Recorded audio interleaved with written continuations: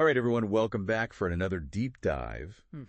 Today we're looking at long-term growth in crypto. Yes. And we've got this interesting snippet to get us started. It's called Top Cryptocurrencies to Watch for Long-Term Growth. Absolutely. So we're going to be talking about, I guess, like, how to think about crypto. Yeah. Not just for, like, the next week or two, Right. but for the really long term. Exactly. So let's jump right in. When we're talking about long-term growth in crypto, I mean, what are we?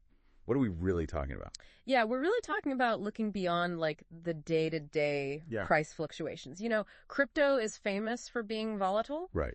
But what we want to do is kind of look under the hood and see what are the fundamentals. Right. What suggests that a cryptocurrency might be a good long-term investment. Interesting. So it's kind of like when you're investing in a company. Exactly. You're not looking at like, you know, whether or not its stock price is up today or down today. You're looking at like, what is their business model? Yeah. What's their potential? So we're not looking for like those meme coins that are pump and dump. Yeah, pump and dump. Yeah, exactly. Rug pulls. So what kind of factors should we be looking at? Well, one of the biggest factors that is important to look at is technological innovation. Okay. So is this cryptocurrency pushing boundaries in terms of technology? Right. So some examples would be like layer 2 scaling solutions. So this is helping blockchains handle a lot more transactions and at a lower cost. A couple examples of these are Polygon, Optimism.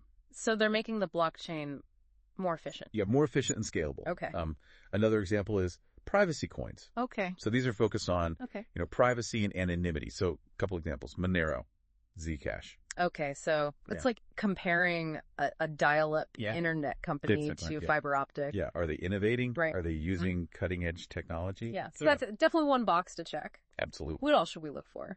Another thing that's really important to look at is real world adoption. Okay. So this means is the cryptocurrency being used for more than just speculation or trading? Is it actually being used to do things in the real world? Interesting. Yeah.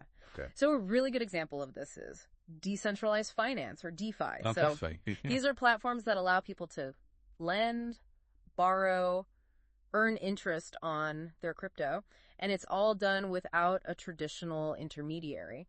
So like a bank. Like a bank, exactly. Right. So a couple examples of these DeFi platforms, a CAV, Compound. Wow.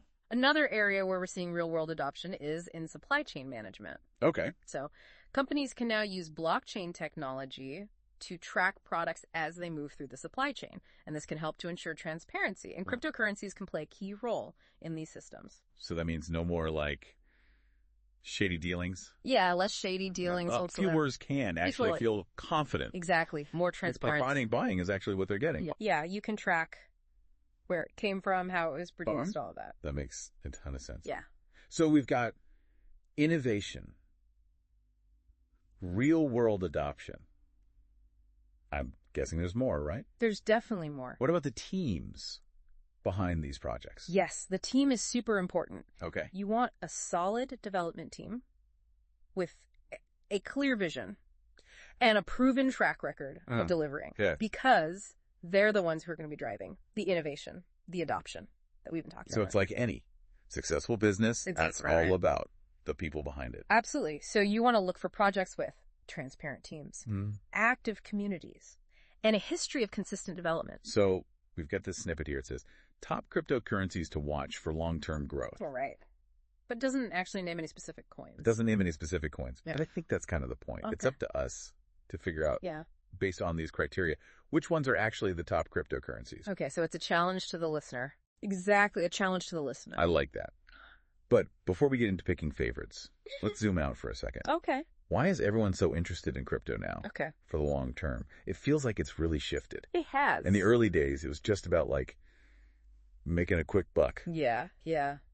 Now it feels like people are like really starting to understand the technology. Yeah, I think that's a big part of it, is that people are starting to understand blockchain technology, and they're realizing that it offers some advantages that traditional systems don't. Okay, so like, well, for one, it's decentralized. Okay. So that means that there's no single entity that controls it. And this can make it more transparent and secure than traditional systems. So there's no like single point of failure. Exactly.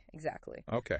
Another thing is that cryptocurrencies have the potential to act as a hedge against inflation. Okay. Because with traditional currencies, governments can just print more money.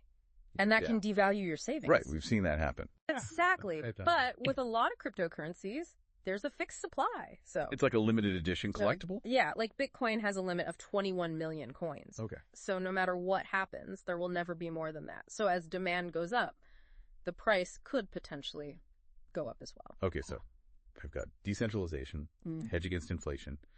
You also mentioned something about crypto and the digital economy. Yes. What did you mean? So I think cryptocurrencies are playing a key role in this transition to a digital economy. Okay. So more and more of our lives are moving online. Yeah, absolutely. Cryptocurrencies make it easier to do things in this digital world. Okay, like what? Like sending money across borders, buying digital goods and services, even creating new forms of digital ownership. Okay. A good example of that is NFTs. Right, NFTs. Non-fungible tokens. It's changing how we interact with like digital art and music. Exactly. Exactly. And it's all powered by blockchain and crypto. So it's starting to sound like crypto isn't just some fad. I think it's more than a fad at this point. So we've got to remember, not all crypto is created equal. Not all crypto is created equal. Not all crypto is created equal. So it's not about just jumping into the next big thing. It's about doing your research. And finding those projects that have real potential. So no throwing darts at a board. This is about making informed decisions. Informed decisions, So let's leave our listeners with a challenge. Think about what we talked about today.